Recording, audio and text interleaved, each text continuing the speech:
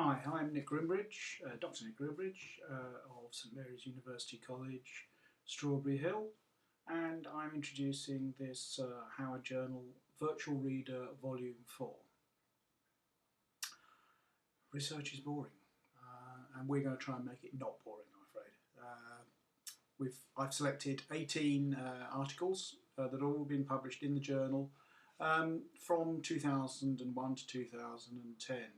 I think they'll be useful for practitioners, and I think they'll be useful for students and even possibly the odd experienced academic.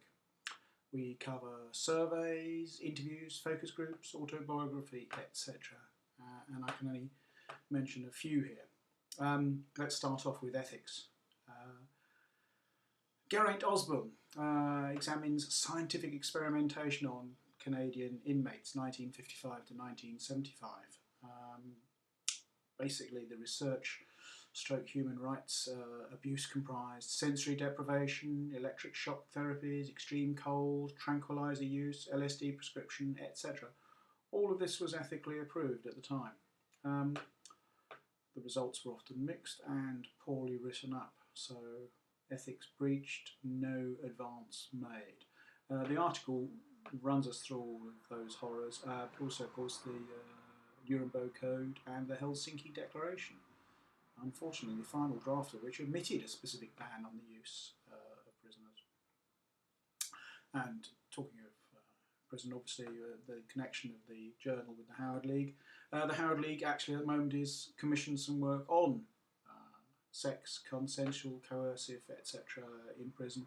But indeed we published in the journal Banbury's coercive sexual behaviour in British prisons, as reported by ex-adults, and she interviews 106 people and has 302 questionnaires, so gets quite a lot of material out of that.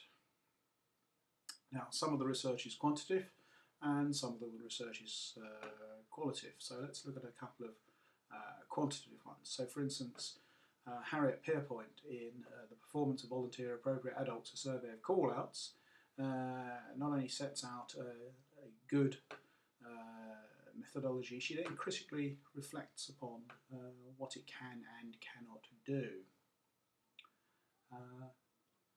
We have some other surveys, for instance, Haynes and Case found in a survey individual differences in public opinion about youth crime and justice in Swansea. The public opinion is shaped by national media and political rhetoric rather than the local realities of youth offending. In their survey asked 500 people, 18 to 64, and received, I think rather impressively, 496 replies. They also talk about issues of methodology more widely and helpfully review some of the literature on such surveys, including the British Crime Survey. Now, turning to some qualitative research, Malcolm Calburn looks at men researching men in prison, the challenges of pro-feminist research. He did 9 semi-structured interviews around life transitions. These were massive interviews lasting between 4 and 7 hours. Building on work like that, Blagden and Pemberton also look at some of the specific challenges in conducting qualitative research with convicted sex offenders, particularly issues of confidentiality and the possibilities of collusion, both for researcher and participant. So they examine some of those very difficult questions. And obviously we can't let Ros Burnett and Shad Maruna's work pass, because they look at Prison Works, does it? The criminal careers of 130 men released from prison under Home Secretary Michael Howard's time. Essentially, they look at what did and didn't work, and it was desistance, obviously, that we're looking at with those two involved, and it was hope that worked, not prison. And again, sticking with the prison thing, particularly interesting to have ethnographies of prisons. And Ben Crew, in Prison Drug Dealing and the Ethnographic Lens, looked at a medium secure men's prison. And he examines the issue of reserved participation and long interviews. Obviously there's real difficulties in